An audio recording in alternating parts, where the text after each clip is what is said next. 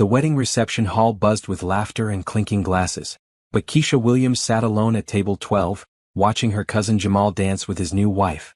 The empty chair beside her felt like a spotlight on her loneliness.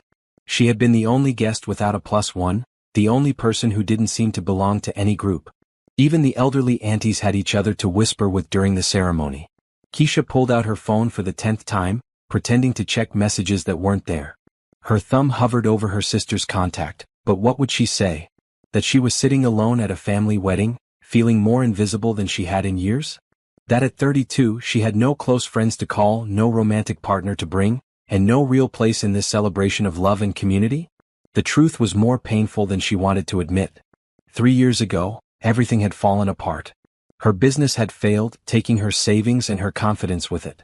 Her best friend Shanice had moved to Atlanta for a job opportunity, and they had slowly drifted apart despite promises to stay in touch. Her relationship with Deshaun had ended when she couldn't handle his pressure to get married while she was struggling to rebuild her life.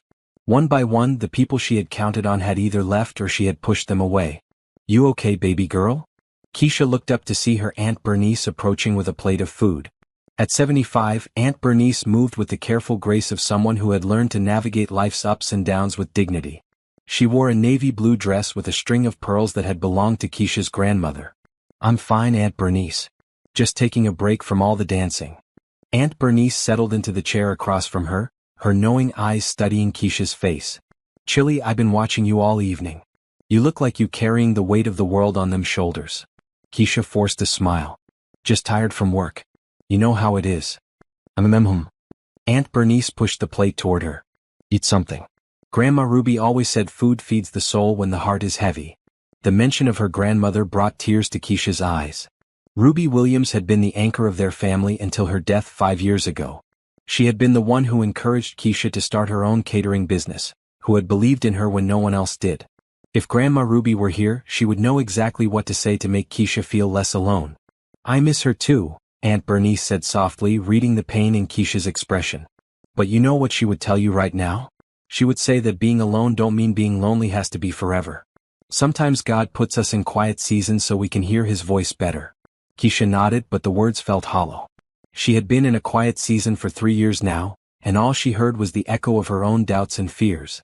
The catering business she had tried to rebuild after the first failure was barely keeping her afloat. She worked 16-hour days, came home to an empty apartment, and started the cycle over again. The church she had grown up in felt foreign now, full of people who remembered her from better times and asked questions she didn't want to answer. "I should probably head home soon," Keisha said, glancing around the reception hall. "I have an early morning tomorrow." "On a Sunday?" Aunt Bernice raised an eyebrow. "Baby girl, even the Lord rested on Sunday. I have a catering event next week. A big one. I need to prep." It was partially true. She did have a catering event, but it was small and she could easily handle the prep on Monday. The real truth was that she couldn't stand watching all these happy families and couples anymore. She couldn't smile and make small talk about her life when everything felt so empty. "Before you go," Aunt Bernice said, reaching across the table to squeeze Keisha's hand, "I want you to know that your mama is worried about you. She don't say much because she don't want to pry, but she sees how you've been pulling away from everybody. We all do." Keisha's chest tightened. Her mother, Patricia, had always been her biggest supporter, but Keisha had been avoiding her calls lately.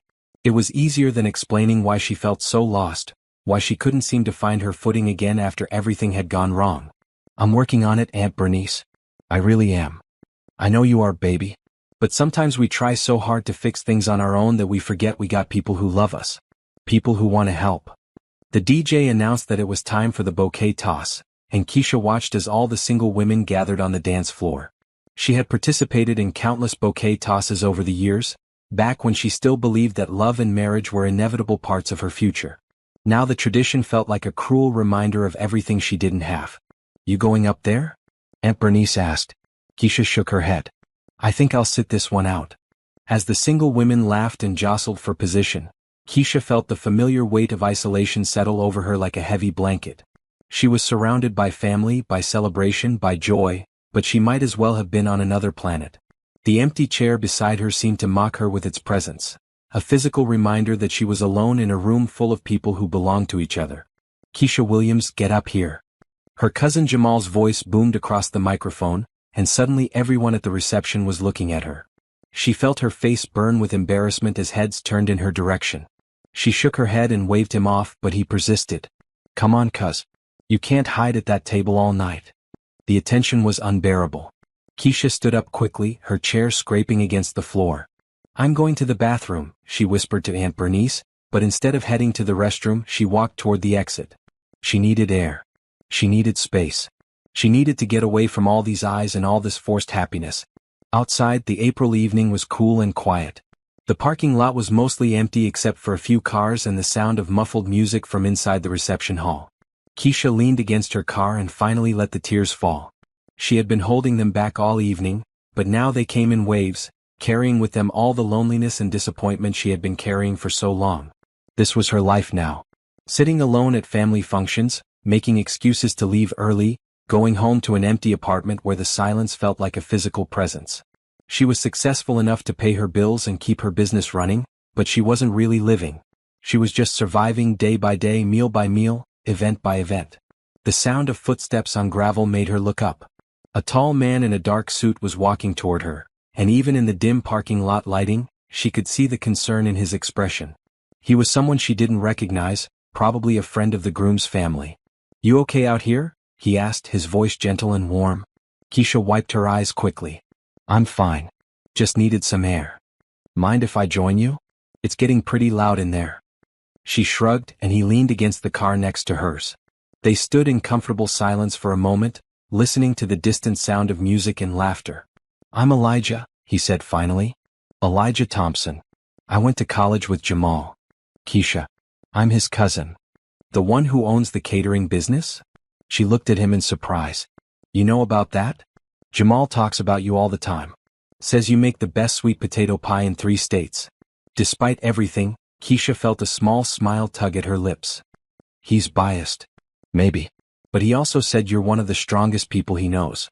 That you've been through a lot but you keep pushing forward." The compliment hit her harder than she expected. She had been so focused on her failures that she had forgotten how far she had come. 3 years ago she had been broken and defeated. Now she had a business even if it was small. She had a roof over her head and food on her table. She had survived. "Some days I don't feel very strong," she admitted. "The strongest people never do. That's what makes them strong." They talked for another 20 minutes about college, about dreams, about the challenges of starting over. Elijah was easy to talk to, and Keisha found herself opening up in ways she hadn't in years. When they finally went back inside, the empty chair at table 12 didn't feel quite so heavy. But as she watched Elijah rejoin his friends and disappear into the crowd, Keisha couldn't shake the feeling that something was about to change. She didn't know what or how, but for the first time in 3 years she felt a flicker of hope. The next morning, Keisha stood in her small commercial kitchen, preparing ingredients for the Henderson anniversary party. The familiar routine of chopping vegetables and seasoning meat usually calmed her mind, but today she kept thinking about her conversation with Elijah. There had been something different about talking to him, something that made her feel less alone. Her phone buzzed with a text from her mother. "How was the wedding, baby? Sorry I missed it. Call me when you get a chance." Keisha stared at the message, then typed back, "It was beautiful. We'll call you later." She had been avoiding her mother's calls for weeks, but Aunt Bernice's words from the night before kept echoing in her mind. Maybe it was time to stop pushing people away. The bell above her kitchen door chimed, and Keisha looked up to see a delivery man holding a large bouquet of flowers. "Keisha Williams?" "That's me." He handed her the bouquet and a small envelope. After he left, Keisha opened the card with trembling fingers. "Thank you for the conversation last night. You reminded me that good people still exist in this world. Elijah." The flowers were beautiful, a mix of yellow roses and white lilies that filled her kitchen with a sweet fragrance. But it was the gesture itself that touched her. When was the last time someone had done something kind for her without wanting anything in return? She was still holding the card when her phone rang. The caller ID showed her mother's number, and this time Keisha answered. "Hey Mama." "Well, look who finally picked up the phone," Patricia Williams said, but her voice was warm, not accusatory. "I was starting to think you had changed your number." "I'm sorry, Mama. I've been busy with work." "Baby, you've been busy with work for 3 years. When's the last time you took a day off?" Keisha couldn't remember. Even on Sundays, she was usually prepping for the next week's events. "I can't afford to take days off right now." "Chilly, you can't afford not to. You working yourself into the ground. Her mother's voice carried the same concern that Aunt Bernice had expressed the night before. Keisha found herself telling her mother about the wedding, about sitting alone at table 12, about the conversation with Elijah. Patricia listened without interrupting, the way she had when Keisha was a child coming home from school with playground troubles. Sounds like this Elijah made quite an impression, Patricia said when Keisha finished. It wasn't like that, Mama. We just talked. Sometimes talking is more important than all that other stuff. Your daddy and I, we talked for hours before we ever went on our first date. I knew he was special because he listened to me. Really listened. Keisha's father had died when she was in college, but her parents' love story had always been one of her favorite family legends. They had met at a church social, and according to her mother, they had spent the entire evening in deep conversation about everything from their dreams to their fears. I don't even have his number, Keisha said. He was just being nice. Maybe. Or maybe God put him in your path for a reason. Either way, I'm glad somebody reminded you that you're worth talking to. After they hung up, Keisha found herself humming while she worked. The kitchen felt less empty somehow, filled with the scent of flowers and the memory of genuine conversation. She was seasoning the chicken when her phone buzzed again. This time it was a text from an unknown number. This is Elijah. I got your number from Jamal. Hope that's okay. Would love to continue our conversation over coffee sometime. Keisha stared at the message for a long time. Part of her wanted to ignore it, to retreat back into the safe isolation she had built around herself. But another part, the part that had been slowly suffocating under the weight of loneliness, whispered that maybe it was time to take a chance. She typed back, "Coffee sounds nice. I'm free Wednesday afternoon." His response came quickly, "Perfect. There's a place called Mama June's on 5th Street. 2 p.m.? I'll be there." The rest of the week passed in a blur of preparation and anticipation. Keisha found herself paying more attention to her appearance, choosing her clothes more carefully. She even made an appointment to get her hair done, something she hadn't done in months.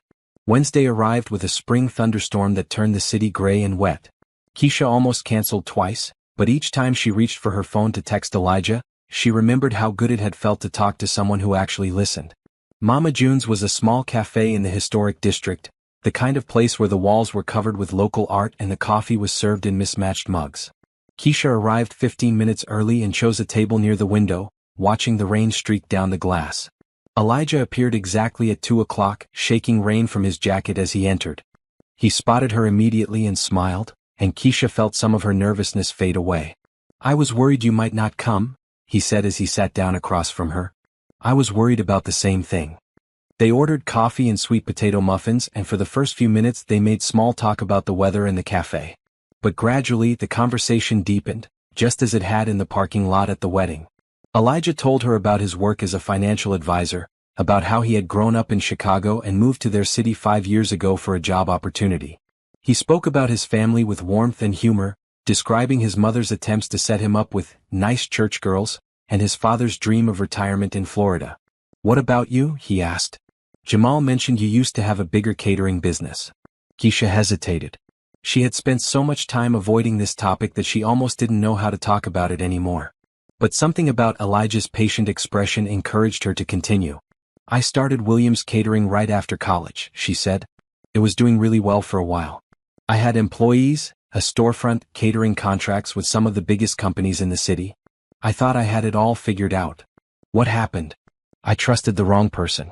My business partner, someone I thought was a friend, had been stealing from the company for months. By the time I found out, we were in debt up to our eyeballs. I lost everything: the storefront, the employees, my savings, my reputation." Elijah reached across the table and touched her hand gently. "I'm sorry. That must have been devastating." "It was. But the worst part wasn't losing the business. It was losing myself. I had built my whole identity around being successful, around being the person who had it all together.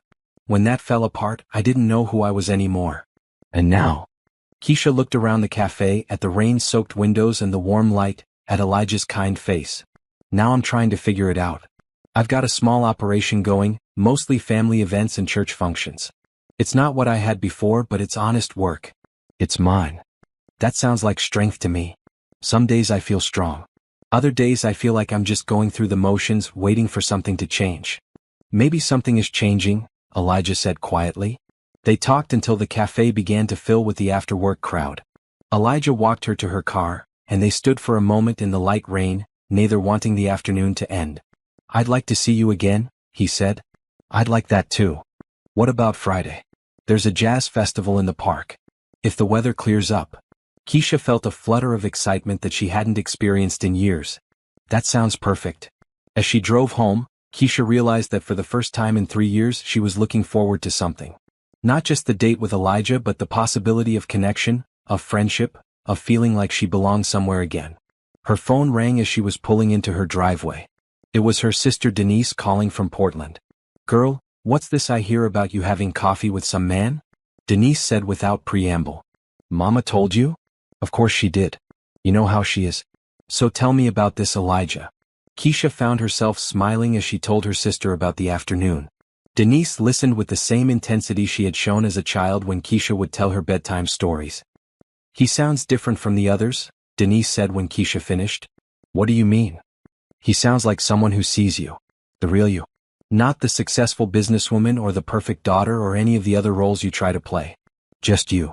That night, Keisha lay in bed thinking about her sister's words. For so long she had been trying to rebuild the person she used to be, to reclaim the success and confidence she had lost. But maybe that wasn't the answer.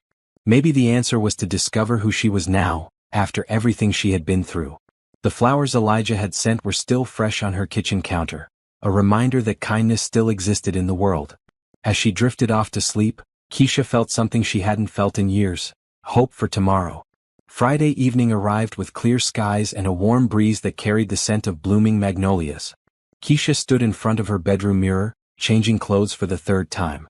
She had settled on a yellow sundress that her mother had bought her for Christmas, one that had been hanging in her closet with the tag still on. The jazz festival was in full swing when she arrived at Riverside Park. The sound of a saxophone drifted across the grass, mixing with laughter and conversation. She found Elijah waiting near the entrance, wearing jeans and a white button-down shirt that made his dark skin glow in the evening light.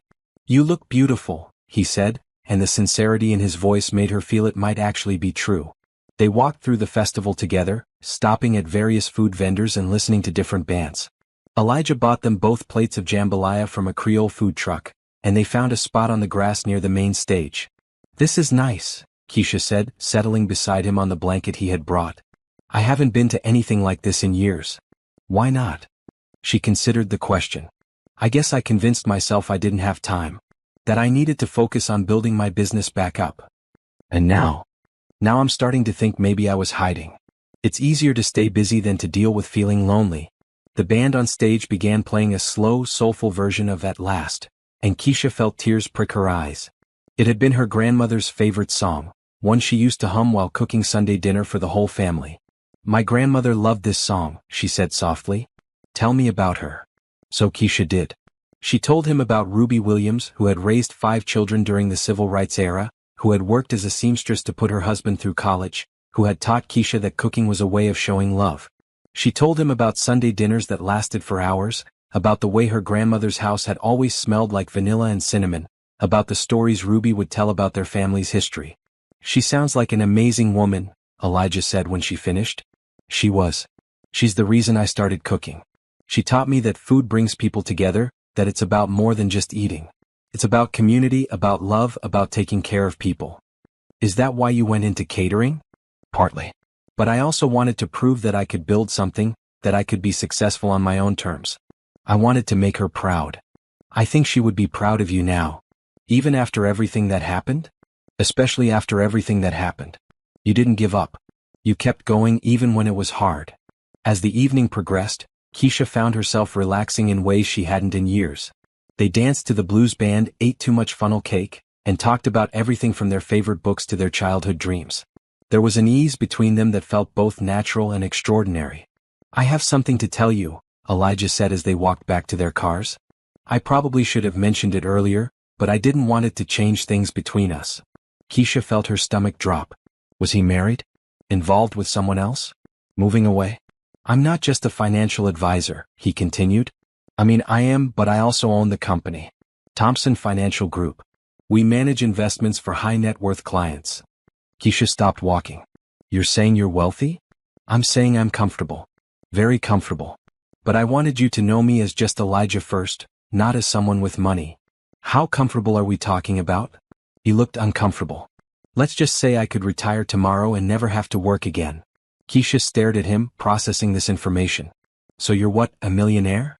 Something like that. Elijah, I'm struggling to keep a small catering business afloat. I live in a one-bedroom apartment and drive a car that's held together with prayer and duct tape. Why would someone like you want to spend time with someone like me? Because you're real, he said simply. Do you know how many people I meet who only see dollar signs when they look at me? You talk to me in that parking lot because you're kind, not because you wanted something from me. You're genuine and funny and talented, and you don't need my money to be amazing. Keisha felt overwhelmed. This changed everything, didn't it? How could she relate to someone who lived in a completely different world? I know it's a lot to process, Elijah said. But I hope it doesn't change anything between us.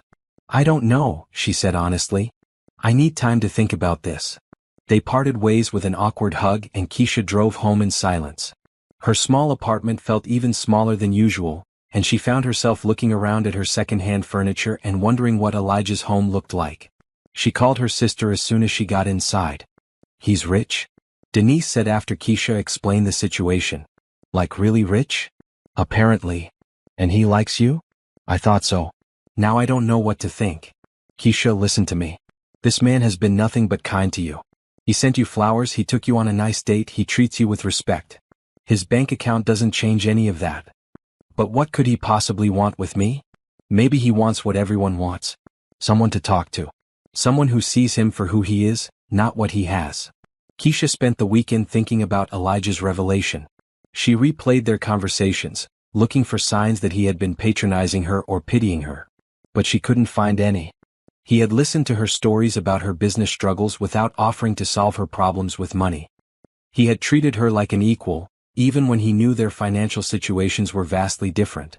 On Monday morning, she was prepping for a small lunch meeting when her phone rang. It was Elijah. I was hoping we could talk, he said. I know I dropped a lot on you Friday night. I'm working, she said, then immediately felt rude. I mean, I'm in the middle of prep for an event. Could I come by? I promise I won't get in your way. Keisha hesitated. She wasn't sure she was ready to face him yet. But something in his voice, a vulnerability she hadn't heard before, made her say yes. He arrived 20 minutes later, looking more nervous than she had ever seen him. Her commercial kitchen was small and cramped, nothing like the sleek restaurants where she imagined he usually ate. This is where the magic happens, she said, gesturing around the space. It's perfect, he said, and she could tell he meant it. They worked side by side, Elijah helping her chop vegetables while she seasoned the meat. It felt natural, domestic in a way that surprised her. I've been thinking about what you said, Keisha finally said as they worked. About wanting me to know you as just Elijah first. And? I think I understand now. But I also think you need to understand something about me. I'm not looking for someone to rescue me. I've been taking care of myself for a long time, and I'm proud of that. I would never want to rescue you. I want to know you. Support you. Be your friend. Just friends? He stopped chopping and looked at her. I was hoping for more than that, eventually. But I understand if my situation makes that complicated. Keisha set down her knife and turned to face him fully. It doesn't make it complicated. It makes it scary. But maybe I'm ready to be scared about something good for once. They finished the prep work together, and Elijah helped her load the food into her catering van. As they stood in the parking lot, Keisha felt the same flutter of possibility she had experienced that first night at the wedding. I'd like to see you again, she said. I'd like that too. But I want you to meet my family first. Sunday dinner at my mama's house. If you're brave enough. Elijah smiled. I'm brave enough. As Keisha drove to her catering event, she realized that she was starting to believe in possibilities again. Not just the possibility of love or companionship, but the possibility that she deserved good things. That she was worthy of kindness and care and genuine connection. For the first time in 3 years, she felt like she was living instead of just surviving. And that, she thought, was worth being brave for. Sunday morning arrived with the kind of sunshine that made everything feel possible. Keisha stood in her mother's kitchen, helping prepare the weekly family dinner that had been a tradition for as long as she could remember. The familiar rhythm of chopping onions and seasoning greens was soothing, but her stomach was full of butterflies. You sure you ready for this? Her mother asked, watching Keisha pace nervously around the kitchen. I think so. Maybe. I don't know. Patricia Williams laughed, the same rich sound that had comforted Keisha through childhood scrapes and teenage heartbreaks. "Baby, you bringing this man to meet the family. That's a big step." "It's just dinner, Mama." "And I'm just your mama." The doorbell rang at exactly 3 o'clock, and Keisha felt her heart jump. Through the front window, she could see Elijah standing on the porch, holding a bouquet of flowers and looking as nervous as she felt. "He's here," she called to her mother. "Well, don't leave the man standing on the porch. Let him in." Keisha opened the door to find Elijah wearing khakis and a blue button-down shirt, his hair freshly cut and his shoes polished. He looked like he was trying to make a good impression, and something about his obvious nervousness made her feel more confident. "These are for your mother," he said, offering her the flowers. "And I brought dessert." He held up a box from the best bakery in the city. "You didn't have to do that." "Yes, I did. My mama raised me right." Patricia Williams appeared in the doorway, wiping her hands on her apron. She was a small woman with silver hair and kind eyes that missed nothing. "You must be Elijah." "I'm Patricia, but you can call me Miss Pat." "It's a pleasure to meet you, Miss Pat." "Thank you for having me. Any friend of Keisha's is welcome at our table. Come on in and meet the family." The living room was full of people.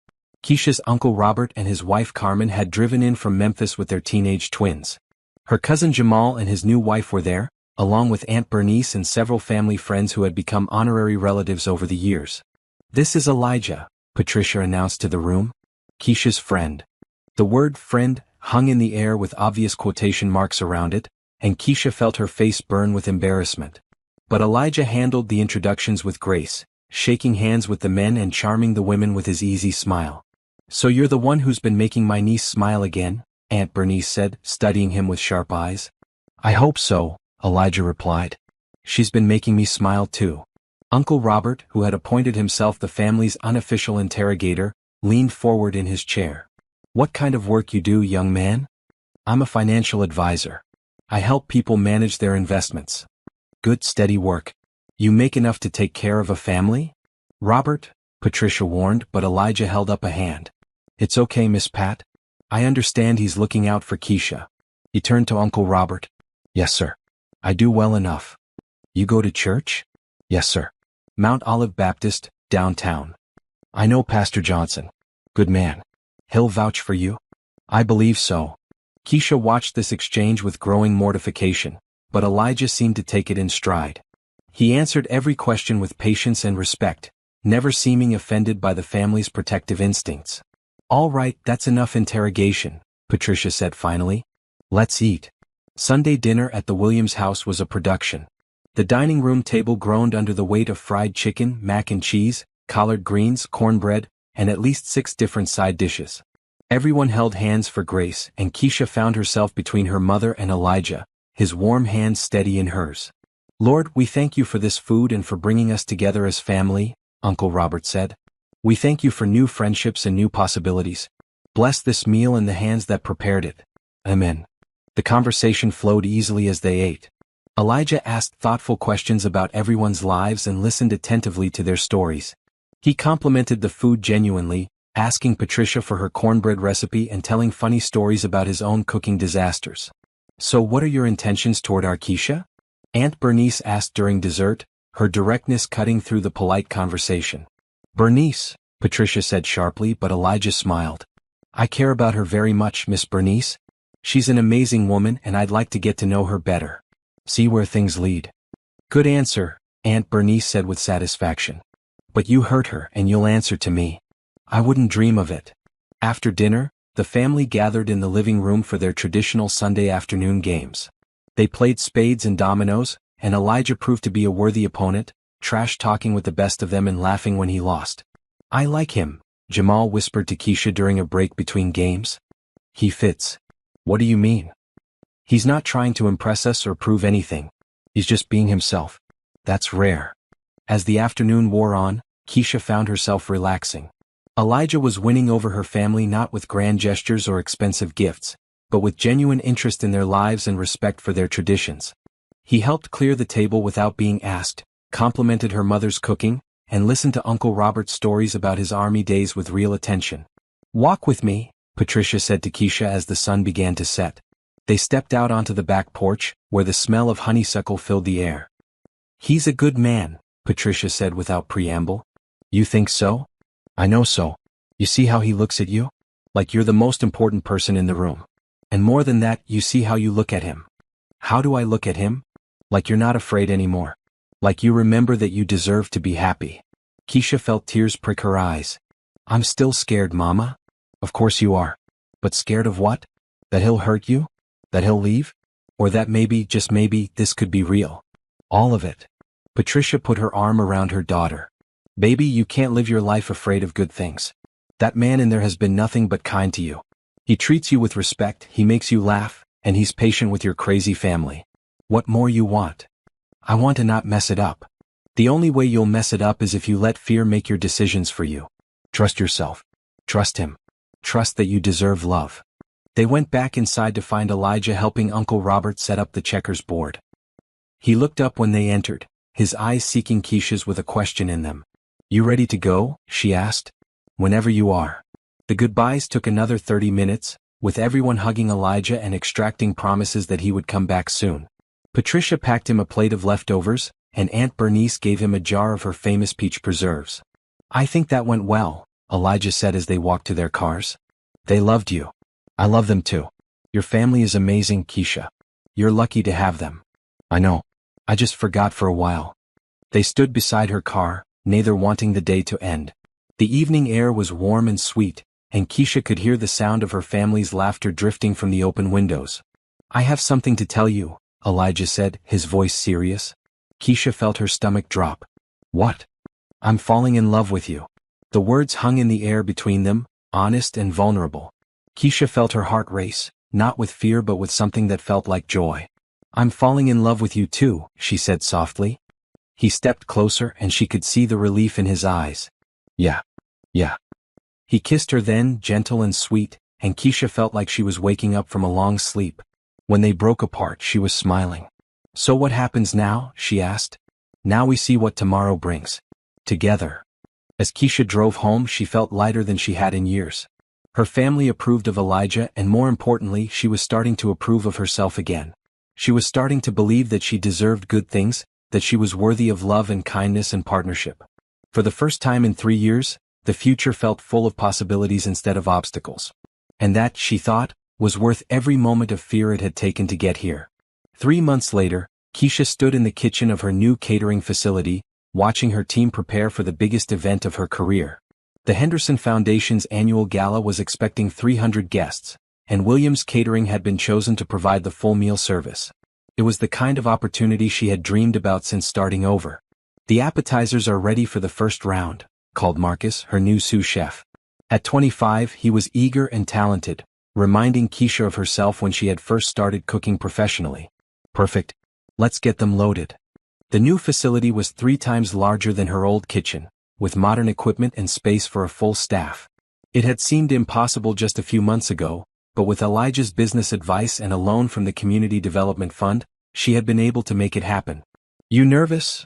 Asked Denise, who had flown in from Portland to help with the event. Terrified, Keisha admitted. But good terrified. Like this could change everything terrified. It already has changed everything. Look at you, sis. You're glowing.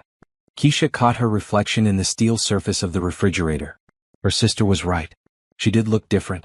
Happier. More confident. The haunted look that had shadowed her eyes for 3 years was gone, replaced by something that looked like hope. 5 minutes to service, Marcus called out. Keisha gathered her team around her. Y'all, this is it. This is what we've been working toward. Let's show them what Williams Catering can do. The evening was a blur of perfectly timed courses and seamless service. Keisha moved between the kitchen and the dining room, making sure every detail was perfect. The guests raved about the food, and she saw several potential clients making notes on their phones. Excuse me, are you Keisha Williams? She turned to find a distinguished woman in an elegant black dress approaching her. Yes, ma'am. I'm Margaret Patterson, event coordinator for the mayor's office. I wanted to tell you that this meal is absolutely incredible. We're planning the inaugural celebration for the new mayor next month, and I'd love to discuss having you cater it. Keisha felt her heart skip. The mayor's inaugural celebration would be the biggest event in the city all year. I'd be honored to discuss it with you. Wonderful. I'll call you tomorrow. As the evening wound down and the guests began to leave, Keisha allowed herself a moment of pride. Her team had executed flawlessly, the food had been perfect, and she had just landed the biggest potential contract of her career. "You did it," Elijah said, appearing beside her with a glass of champagne. He had been at the event as a guest, but he had stayed in the background, letting her shine. "We did it," she corrected. "No, this was all you. Your vision, your hard work, your talent. I just cheered from the sidelines. You did more than that. You believed in me when I didn't believe in myself." They stood together watching her team clean up, the efficient choreography of a successful service. Keisha felt a deep satisfaction that went beyond professional success. She had rebuilt not just her business, but her confidence, her sense of purpose, her belief in herself. "I have something for you," Elijah said, pulling a small wrapped box from his jacket pocket. "What's this?" "A celebration gift.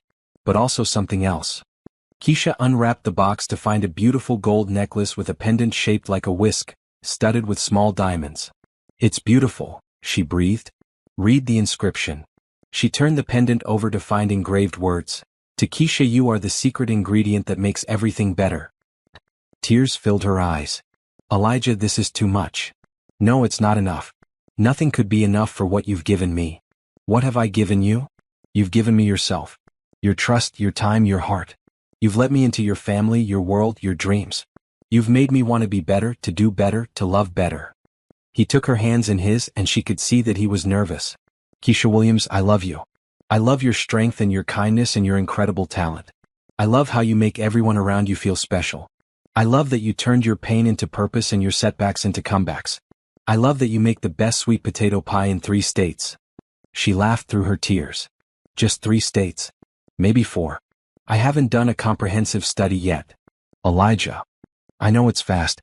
I know we've only known each other for a few months. But I also know that I want to spend the rest of my life making you laugh, supporting your dreams and eating your cooking. Will you marry me?" He dropped to one knee right there in the middle of her kitchen, pulling out a ring that sparkled under the fluorescent lights. Keisha looked around at her team, who had all stopped working to watch, their faces full of excitement and anticipation. "Yes," she said, her voice barely above a whisper. "Yes, I'll marry you." The kitchen erupted in cheers and applause as Elijah slipped the ring onto her finger. It was perfect, elegant and classic, just like the man who had chosen it.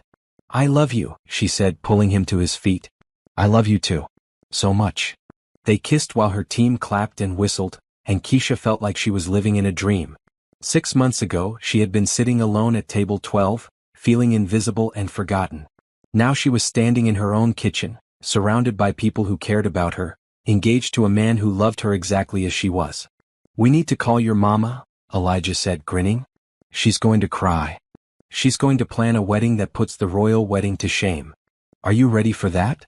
"I'm ready for anything as long as it's with you." Later that night, after the kitchen was cleaned and the team had gone home with bonuses and congratulations, Keisha and Elijah sat on her couch looking at the ring on her finger. "I keep thinking I'm going to wake up," she said. "That this is all too good to be true. It's real. We're real. And we're going to build something beautiful together." "I'm scared," she admitted. "Of what?" "Of messing it up. Of not being enough. Of losing everything again." Elijah pulled her closer. "You're not going to lose everything. You're not going to mess it up. And you are more than enough. You're everything." "How do you know?" "Because I've seen you at your most afraid and you're still brave. I've seen you when you thought you had lost everything and you still found a way to keep going. I've seen you doubt yourself and you still chose to trust me, to trust us. That's not someone who messes things up. That's someone who makes things better." Keisha leaned into his warmth, feeling safe and cherished and hopeful. "I love you, Elijah Thompson." "I love you too, Keisha Williams. Soon to be Keisha Thompson." "I like the sound of that." "Me too." The next morning, Keisha woke up to find her phone buzzing with congratulations messages. Elijah had posted their engagement on social media, and the responses were overwhelming. Her mother had called 3 times, her sister had sent a dozen heart emojis, and her cousin Jamal had left a voicemail singing, "At last," in an off-key voice that made her laugh. But the message that touched her most was from Aunt Bernice. "Your grandmother would be so proud. You found your way back to joy, baby girl." That's what she would have wanted most. Keisha looked at the ring on her finger, then at Elijah sleeping peacefully beside her. The morning light streaming through the windows made everything look golden and new. She thought about the journey that had brought her here, from the depths of loss and loneliness to this moment of pure happiness. It hadn't been easy. She had stumbled and fallen and questioned everything. But she had also learned that strength wasn't about never being afraid or never needing help. It was about choosing to keep going even when the path was unclear, about opening your heart even when it had been broken, about believing in possibilities even when the present was painful. She had found her way back to herself, to her dreams, to her community. And in the process she had found love in the most unexpected place, with the most unexpected person. As Elijah stirred beside her, Keisha smiled and whispered a prayer of gratitude. She had learned that happy endings weren't about perfect circumstances or the absence of struggle. They were about finding the courage to embrace joy when it appeared, to trust in love when it offered itself, and to believe that every ending was also a beginning. The empty chair at table 12 was now just a memory. In its place was a life full of love, purpose, and endless possibilities. And that, Keisha knew, was worth every moment of fear it had taken to get here.